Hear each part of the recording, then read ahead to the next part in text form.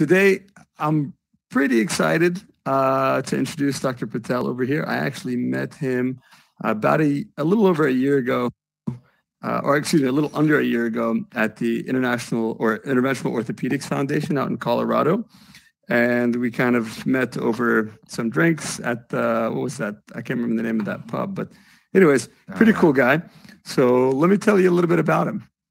So Dr. Patel is a specialist in interventional orthopedics and regenerative medicine. He's board certified in physiatry and sports medicine, and he's fellowship trained in interventional pain management.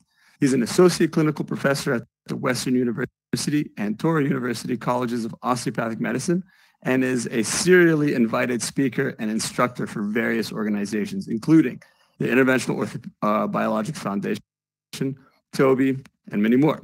In addition to journal and book chapter publications, Dr. Patel is the illustrator of the Musculoskeletal Ultrasound Cross-Sectional Anatomy Atlas, which won the Association of American Publishers Pros Award for Best Book in Clinical Medicine.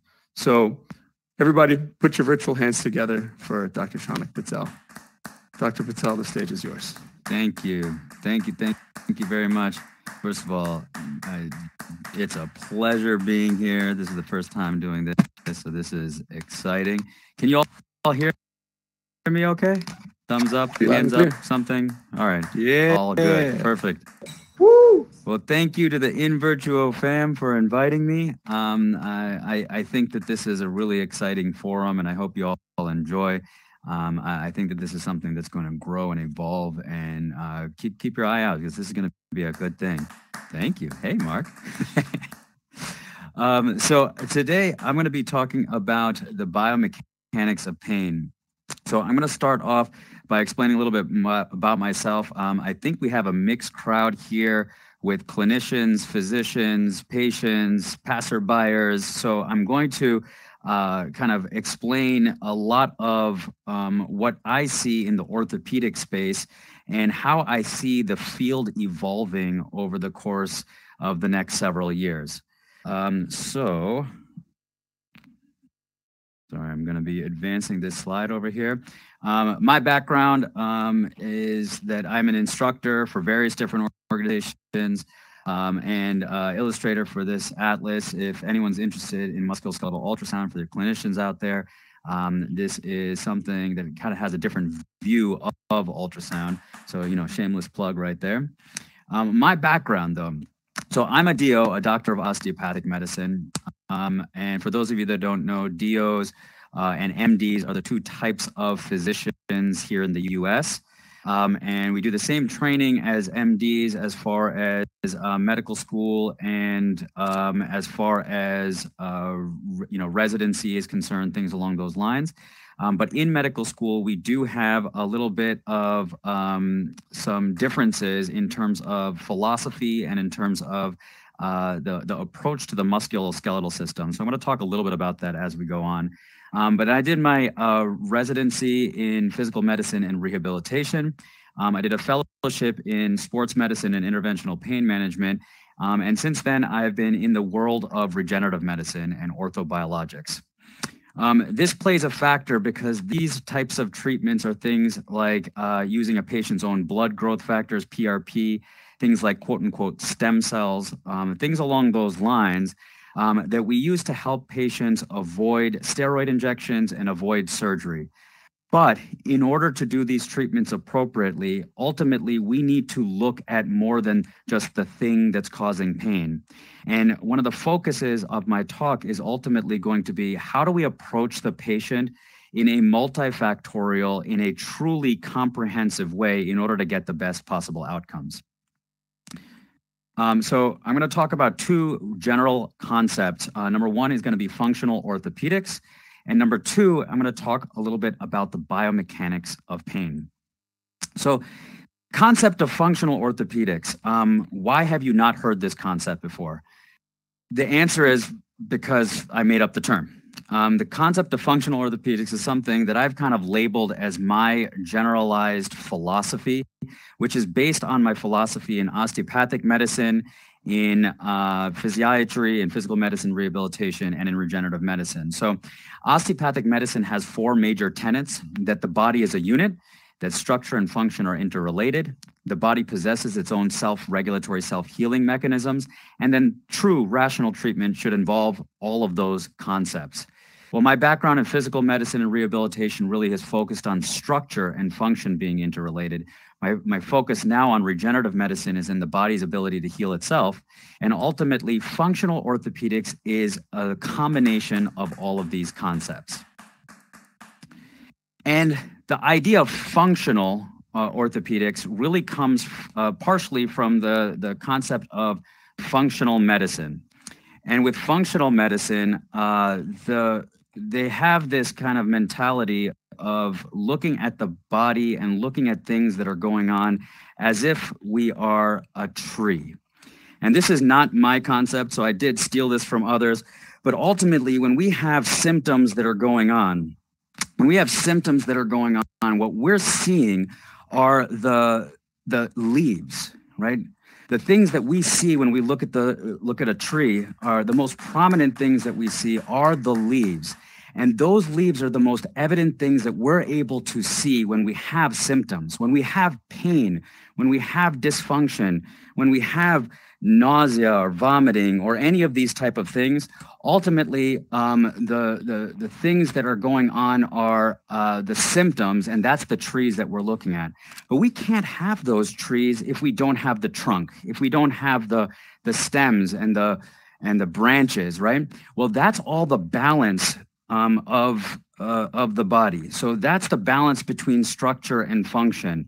That's the balance between our mind and our body. That's all the stuff that ends up being so important in allowing these leaves to be seen. But that's not the root cause. So in functional medicine, kind of look at what are the main things that are actually causing these symptoms? What's the underlying reason behind the pain, right? What are the things that have led up to us getting these injuries in the first place? So this is where things like our sleep, our genetics, our injuries that have occurred, our nutrition, our stress, all of these factors end up playing into what's causing our symptoms to occur.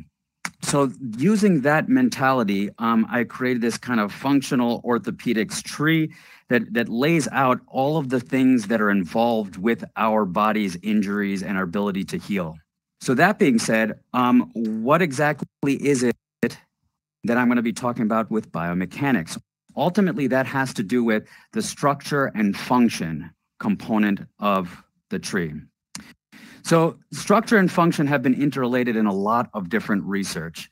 There's been plenty of articles talking about how tendons, which are the things that connect muscle to bone, joints where bone meets bone, where all of these things are interrelated with the way in which we are moving.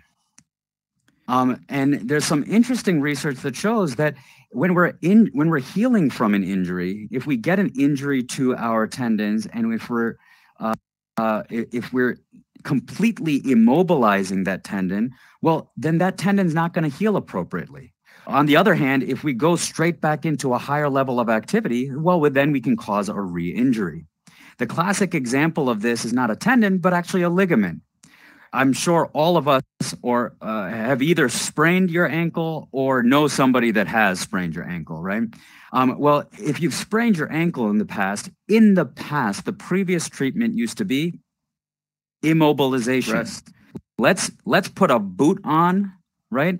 Let's stop moving, and let's try to, quote unquote, let that ligament heal, right? But we recognize, though, that's what led us to the situation where we get repetitive injuries to our ankle ligaments, right? That's when we get repetitive sprains where we twist our ankles more because those ligaments are not healing appropriately. We used to throw non-steroidal anti-inflammatory drugs at these injuries, and then what happens, right? The anti-inflammatory medication actually calms down the inflammation so we have less pain. But inflammation is the first part of healing, right? And if we don't have that appropriate healing take place, then we're not going to heal appropriately. Now, if we completely immobilize our ankle and we're stopping the healing process, well, now all of a sudden, it's the recipe for scar tissue to occur. It's the recipe for a ligament or tendon or other structure to not heal appropriately. So ultimately, the way that our soft tissue, our tendons, our ligaments move, act, react, all have a process and have a pattern that are associated with the appropriate healing that takes place with everything from injuries to those soft tissue structures all the way to conditions like osteoarthritis or wear and tear of the joint. And this concept of things being interrelated is not a new concept. This concept of looking at a functional unit of a joint or of a specific area is actually an old concept of functional spinal unit that was demonstrated by some surgeons back in the 60s that wrote a textbook that looked at, hey, if you have a low back condition that's causing nerve irritation, that's causing symptoms to go down the leg and things along those lines, well, there's multiple different components to that spine that are involved in that picture. So we have things like your intervertebral disc, but you also have things like your facet joints, your ligaments, your muscles. All of these things end up being involved as a piece of the picture. So in traditional pain management, in the traditional world of orthopedics, well, what do? We treat the pain generator, right? If it's a nerve pinched causing pain down the leg, well, we treat the epidural space to calm down the nerve inflammation. If it's pain coming from a joint, well, then we just treat the joint.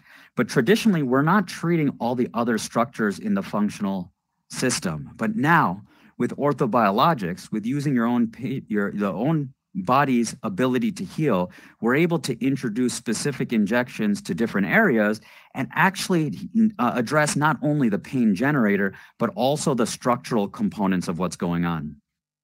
And it's not just in the spine that we see this.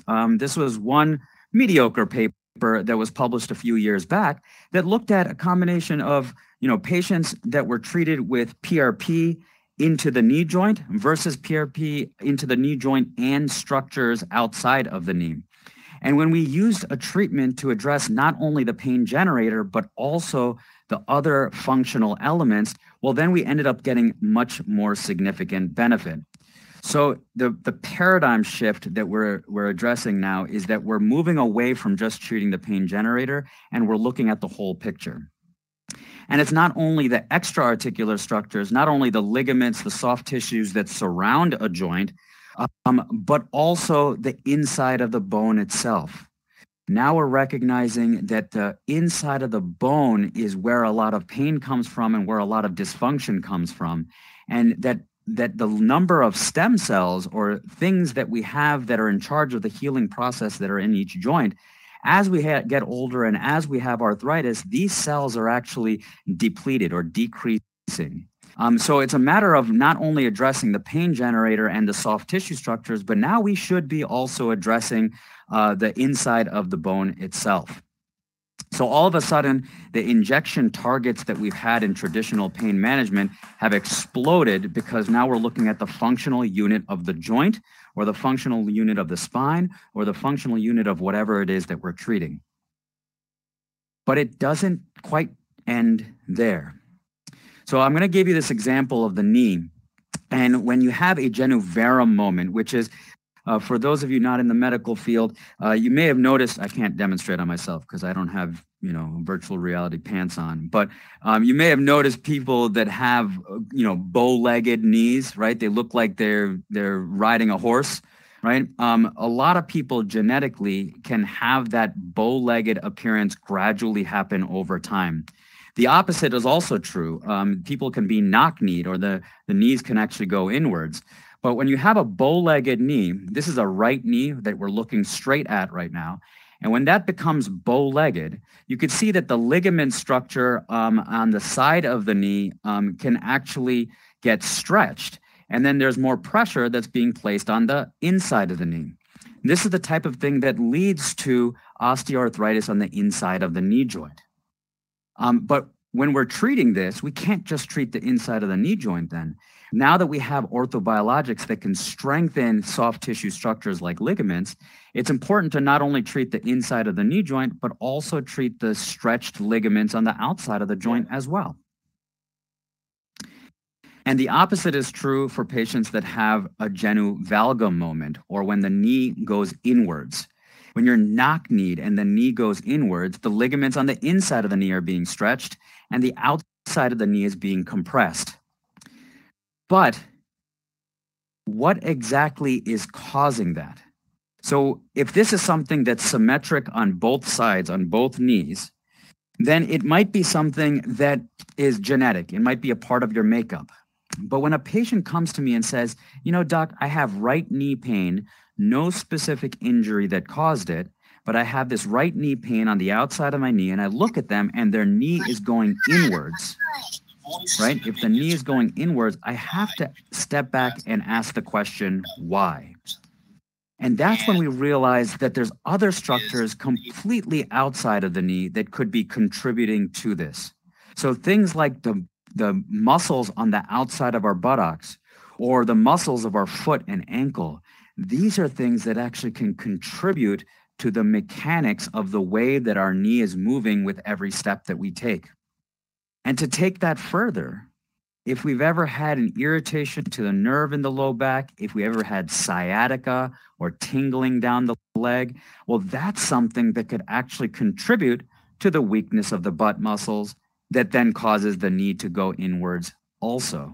So we have to start looking at the whole kinetic chain. So the biomechanics of the way we are moving can contribute to the pains that are occurring in the knee.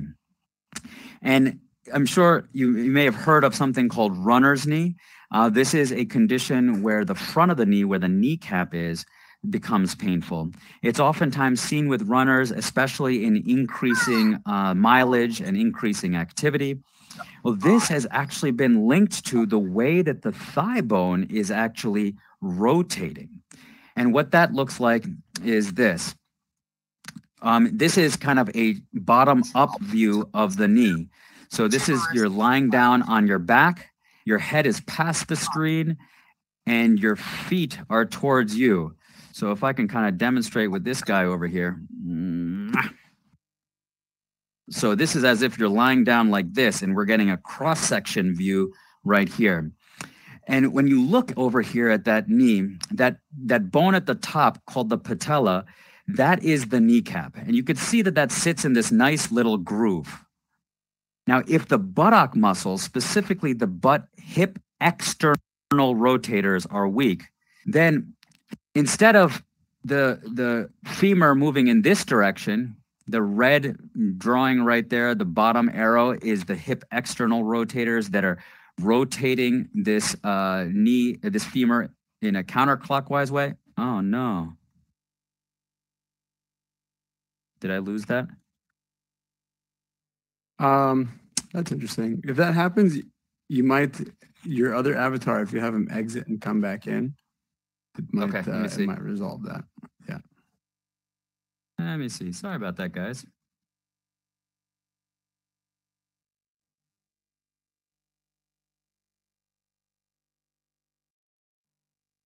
Give me a minute as I come back. While I'm doing this, any questions? Actually, I have this this video up here, Dr. Patel, that I think in that moment you're trying to demonstrate that same kind of concept. Yeah, throw it up.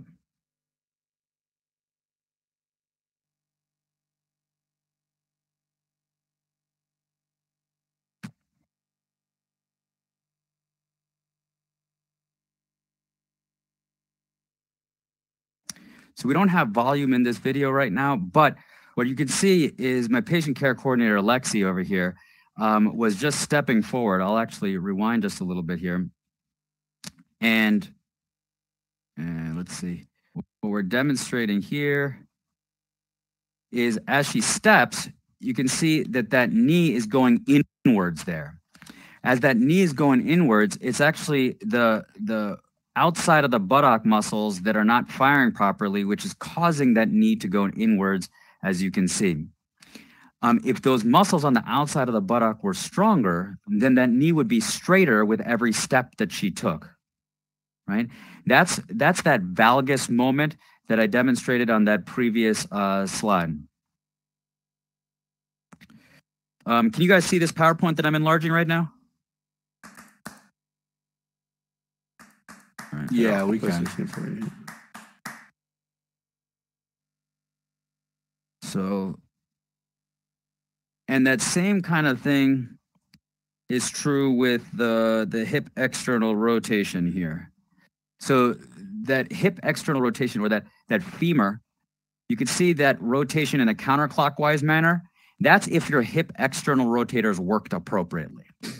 But if the pinkish reddish muscle at the bottom with the arrow, if that muscle was not firing properly, then you'd end up with this relative internal rotation of the hip or internal rotation of the femur. And you could see how that causes pressure onto the kneecap where the red arrows are. Can you see my pointer, by the way? Or no? I can get your pointer No? here. Hold on. Let's see. I can throw a paper airplane at it. Juan, can we bring on the laser pointer, please?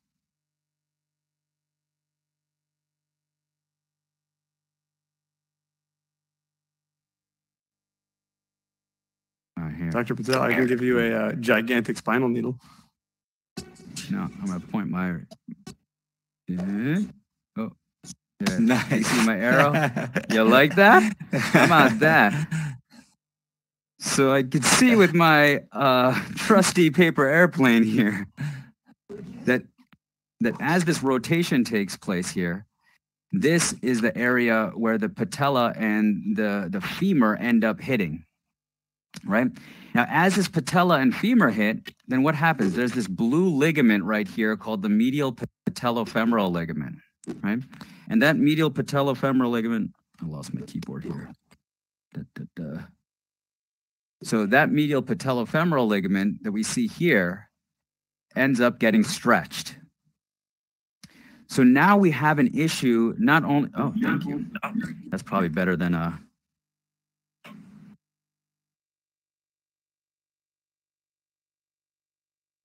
boom, that's nice. So that medial patellofemoral ligament right here ends up getting stretched. And now we have this pressure that's being placed on the patellofemoral joint. Then we have the cartilage, the smooth surface of the joint starting to wear out. Then we have the bone underneath the cartilage starting to get worn out. And we could do things like, cortisone injection to calm down the inflammation. But if we don't address the underlying issue, if we don't strengthen these ligament structures that are being stretched, and we don't strengthen those muscles that are causing this issue in the first place, well, we're only going to get so far. So what happens in this situation, right?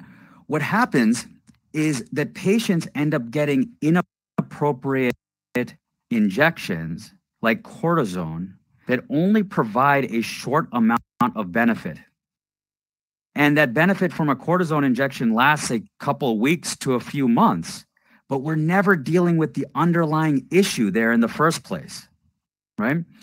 And what happens in that scenario? In a traditional model of orthopedic care, well, we get these cortisone injections, they don't work, and then ultimately we get surgery, right? Because the cortisone didn't work. All right, next line of surgery. Or worse yet, there's a barbaric surgery that's still done that cuts this medial patellofemoral ligament, that blue ligament up there, and tries to then, since that ligament, or sorry, it cuts the lateral patellofemoral ligament, the ligament on the other side of the kneecap, because they're thinking that that ligament is too tight, which is causing the kneecap to rotate to that area.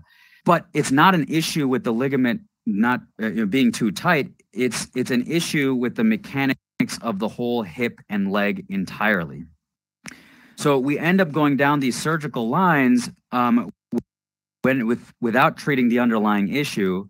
And ultimately, if the pain in the knee gets resolved, we're left with issues in other areas. You know, if they get people have even had things like a knee replacement, and then ultimately still have knee pain, because now it's not the joints or the muscles, it's now the ligaments or the soft tissue or the other structures that are involved as a part of the picture now. Does that all make sense? And we'll play with this a little bit with some models in a second here. And when you have the kneecap not gliding properly, when you have the ligaments getting stretched the way that I described, then we have other structures that get involved as well. So things like our patellar tendon, the tendon that attaches our kneecap to our lower leg, or the quadriceps tendon, the tendon that's involved with connecting our thigh muscles, the front of the thigh here, to the kneecap. You know, these structures start to get aggravated or irritated. And then we have, you know, not just one area of pain, we have multiple. So ultimately, the purpose of me saying this is that when somebody has a joint that presents with pain, whether it's a knee or a shoulder or an ankle or a foot or a wrist or whatever it may be, we always have to take a step back and ask the question, why? You know, is there a biomechanical reason? Is there an injury? Is there a chemical reason? What are the components that are involved with the patient's pain? So overall, we're shifting, we're changing our mentality from just treating the pain generator, and now we're moving towards looking at the whole picture, right?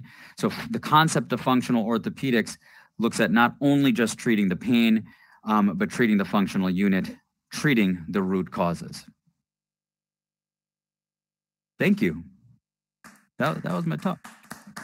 But I wanted to take this opportunity to you know, look a little bit more at the model, invite you guys onto the stage. I'd love you all to, you know, jump on board and play with the models and see, you know, what I'm talking about in terms of the, you know, the mechanics that are involved. Any questions? I have a question for you. Yeah. Yeah. I saw there was kind of a discussion thread on LinkedIn where someone had posted an MRI of like this 16-year-old football player who had what looked like an edema or kind of stress reaction of the pars and proximal TP on the right side of L5. And it sounded like he had taken a nasty blow as a quarterback. He should blame his defensive line, but I'm not pointing fingers, or offensive line, excuse me. And they were going on and on about, you know, does he rest? Does he take NSAIDs? You know, what have you? And then someone eventually brought up the, you know, treating with orthobiologics for the stress fracture itself. But yeah, thinking in a preventative term, you know, like a 16-year-old athlete probably shouldn't be getting, you know, stress reactions in his bones. What kind of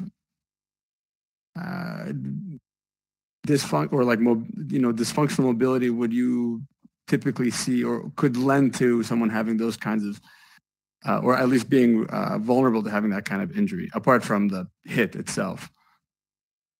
Yeah, so that's a hard question, because I just recently had a patient that had a young kid, I think he's 17 maybe, football player, tall guy, who had a pars fracture in his low back, similar type of scenario. The conservative management of which is just, you know, rest, relative rest, potentially bracing, etc. But these things may or may not heal appropriately. The reality is that a stress fracture isn't necessarily the thing that's causing the pain, but it oftentimes is. And the question is, what do we do about it? A young kid in this type of scenario, we don't want to do a surgery, but it is important for us to figure out, like, all right, you know, is this something that needs to be healed, has to be healed, can be healed? So the first and foremost treatment to recognize is we got to take the patient away from the insult that's causing the pain in the first place. You know, relative rest from the repetitive activity that's causing a stress fracture. Any stress fracture is caused by repetitive stress in an abnormal manner. repetitive motion, repetitive pressure in an abnormal manner. So for someone that has a stress fracture, especially a football player, you got to imagine that a lot of that has to do with positioning. A lot of that has to do with repetitive contact, and the low back being in a hyperextended fashion is what causes that nutcracker pressure onto the pars interarticularis. So removing the patient from that activity is step number one. But step number two is then doing a thorough examination and making sure that that's the thing that's causing the pain. So putting this current patient aside for a second, I had a damn near professional, what was it, javelin? I forget, just so you could remember. There's that patient that high schooler that was at professional level, javelin thrower. Yeah, she throws things. She throws things, but you can imagine all that. Maybe it was shot put, but you can imagine that shot put. I don't know if you could see me mimicking shot put right here. Yeah, we can. But that shot put, right? That's a lot of twisting and turning and putting a lot of pressure into her pars, and so she had these pars articularis fractures, right? And so we were managing it, but I examined her and I'm like, man. Yeah, there's some pain coming from those pars, but it sounds like this pain is discogenic. And we look at the imaging more in depth, and yeah, there's a little bit of annular tears inside those discs. So the issue is that repetitive damage that caused the same pars fractures also cause other stuff going on inside the low back. So I treated her extra-articular spine, excuse me, I treated her extra-articular spine with PRP, and she had substantial improvement, but there was still some stuff going on. So eventually we ended up treating the inside of the disc with bone marrow aspirate concentrate, and she had substantial improvement in her symptoms. She was able to return to all the crazy shot putting that she was able to do. Now, this patient that I'm talking about now, we treated his pars. Symptoms were clearly coming from that. We actually used bone marrow to go inside the pars, and he had substantial improvement of his symptoms for several months. He was able to return to weightlifting, return to non-contact football. But the second that the school year started, and he's a big dude sitting in the small high school chairs, in combination with starting contact football, he started appreciating his pain again.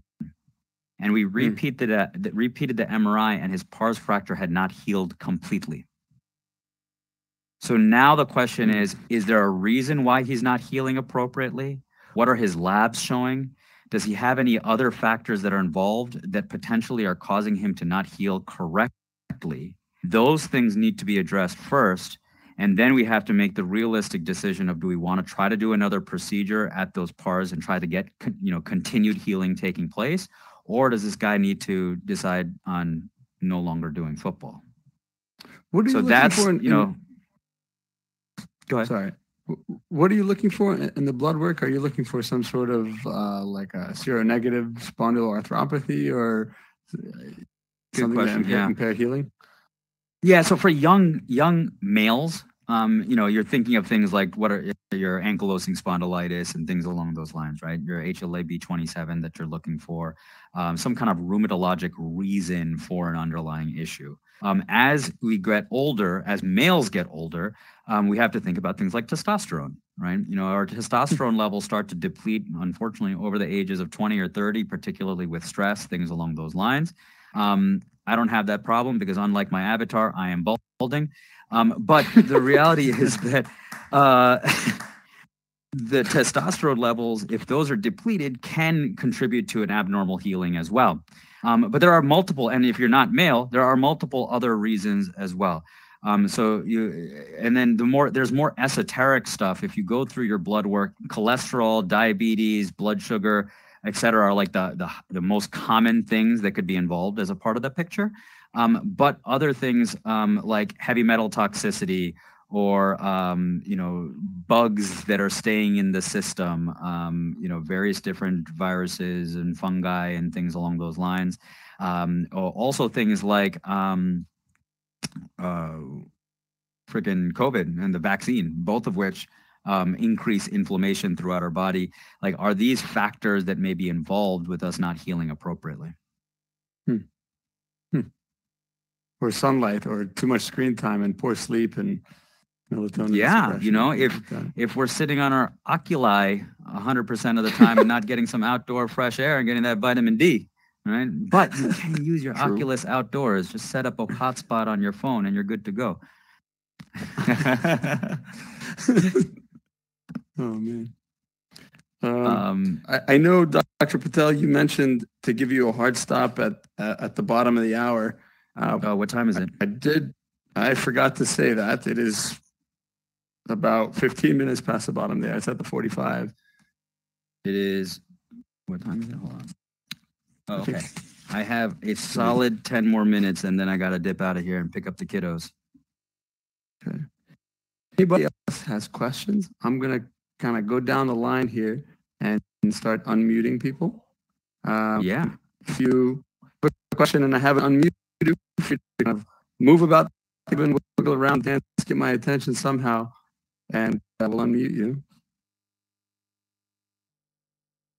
You know, I was thinking, Dr. Patel, I had a level kyphoplasty the other day, and one last week as well. And, you know,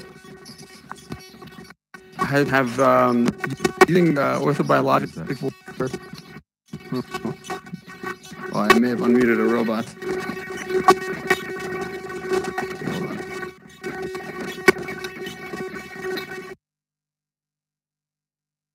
Okay. We can fix that. But yeah, that was an interesting has there been any literature on?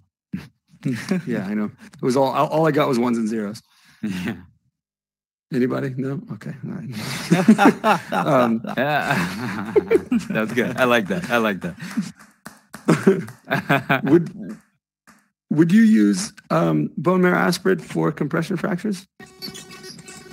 So that's a good question, man. I have not done that yet, although I know that there are some folks that are doing that.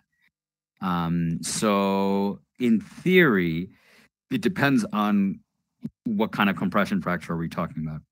Was it a traumatic fracture? Was it something that was a stress fracture with osteoporosis? There's actually some pretty good literature with bone marrow aspirate concentrate for non-healing, non-displaced fractures. But what category does a compression fracture fall into, right? That's what's a little bit challenging about this. With the compression fracture, putting bone marrow inside may, in theory, help with some of the pain associated with it, but it's not going to affect the structure whatsoever. So, you know, kyphoplasty or vertebroplasty makes sense for those acute traumas, but perhaps if there is pain that's still there with a subacute or chronic type of issue, or if we're starting to see end plate changes or discogenic changes that are in relationship with that fracture, then that might be something that a bone marrow aspirate makes a lot of sense with. I see. Yeah, I guess I most commonly see just, you know, your 80-something-year-old osteoporotic compression fracture. And most of the time, they don't really remember the insulting event. The patient I had, I think it wasn't until a month after we treated her that she remembered straining on the toilet, and that's when the pain started. So yeah, I don't know how well that bone would heal necessarily. Yeah, that's a challenge. I think that's the type of scenario that a kyphoplasty makes a lot of sense, right? But we also have to recognize in those settings, like, yeah, your 80-year-old female with that compression fracture, why is it that she got that compression fracture in the first place, right? You know, it's because she has osteoporosis. And if we don't deal with that osteoporosis, then ultimately, you know, I've seen cases where you had a kypho and then the next level up ends up getting a compression fracture.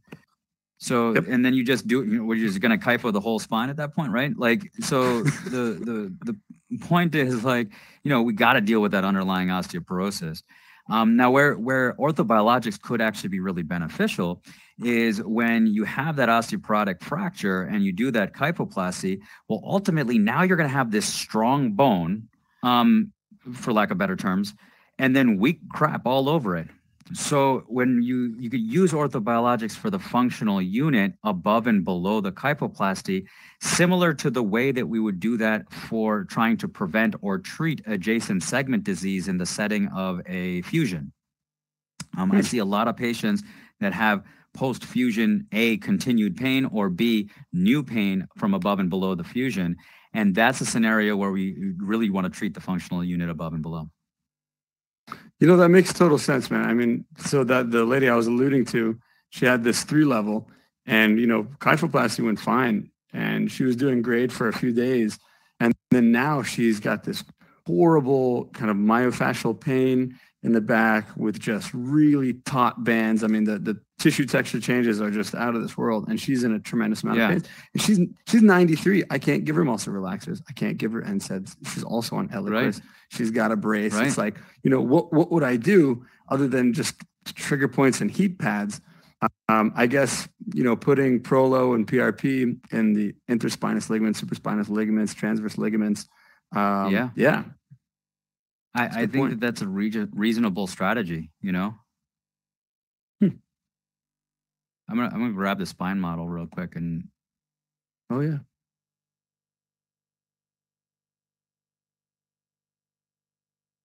Here it comes. Oh, he brought the hope. Oh, I'm serious, man. Come on. Love it. You don't play around. Oh, I'm like about to kiss myself here. So, yeah, you know, like we always think about the vertebrogenic pain when it has a compression fracture. But when this goes down, right, there's a lot of other structures that end up being injured. Let's see here. This is fun, guys. This is, right? So all of this is going down here. You guys see my pen? Yeah. Right? But then when this compresses downwards here, you're going to inevitably have an effect on the, you know, the disc, the end plate. You're going to have an effect on the nerve, right? All of those things. I mean, I'm kind of missing all of those things, but you get my drift, right? Yeah. And all those things are going to get involved. They're going to get aggravated. And then what happens? You know, we talk about all the muscular pain that's associated with it. Well, is it myofascial pain, or is it the damn muscles that are doing their job, right? The muscles are trying to, you know, protect the spine. The muscles are the great reactors that ultimately are you know, are tightening, are spasming because of the things that are going on. So even if we did do a muscle relaxant for this patient that had, you know, myofascial pain after a compression fracture, then what would it do? The muscles would just tighten back up again. And that's exactly what I'm experiencing. You know, it reminds me of that scene from the Titanic when it's going down and those steel cables are trying to hold up the smokestacks.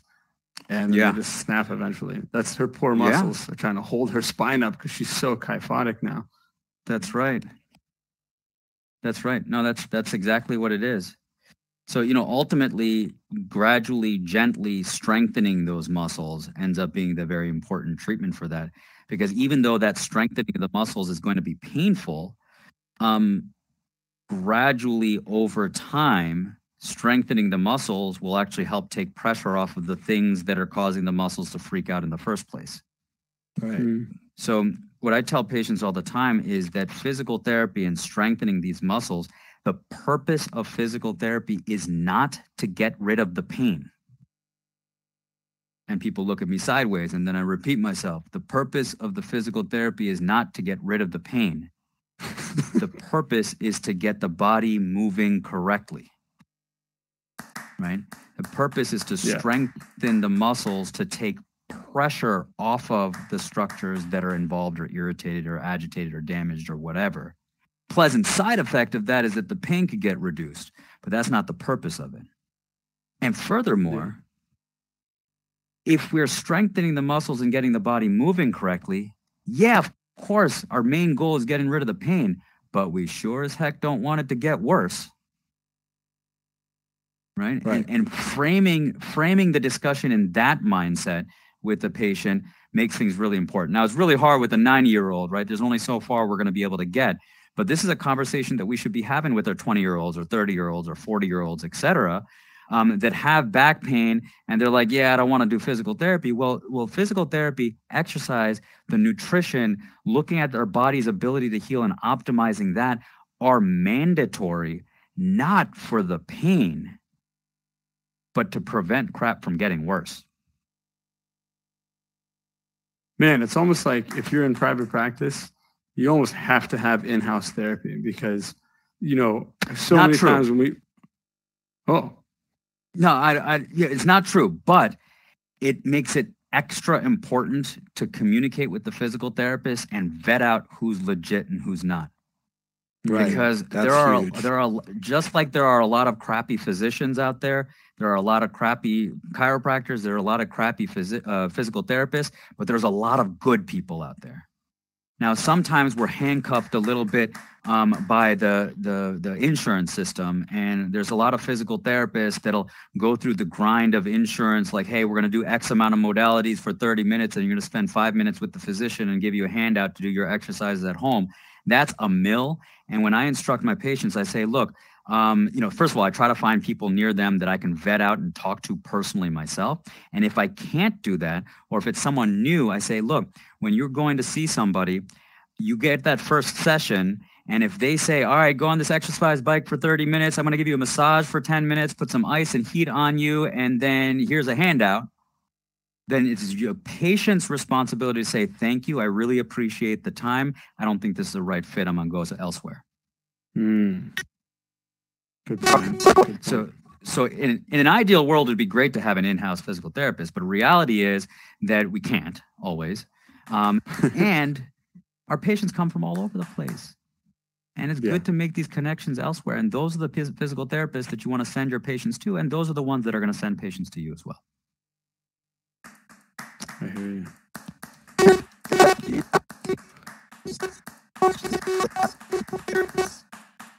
You know, Dr. Zemanuel, if your voice is kind of coming in robotic, if you hop out of the stage and hop back in, it usually fixes that problem. Although I think Dr. Patel's time is coming to an end. What time is it? Let me check. Oh, wait, I gotta find my desk here. 4:55 California time. Okay, we can keep talking. I'm just going to change out of my clothes, not in my avatar. You're going to see me. Whoa, wait. We didn't tell you about the new feature. Hold on. Oh. Would that be awkward? All of a sudden I start taking off my pants up here? You're live. I got to make sure that I don't have my door open with my staff right now. Yeah, all right.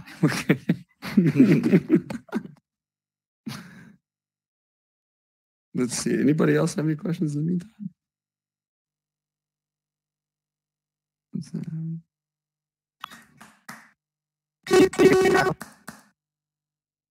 Someone's asked a question. That's still kind of robotic, but go for it if we can't hear you. I was just wondering how you mentioned the patient responsibility and vetting out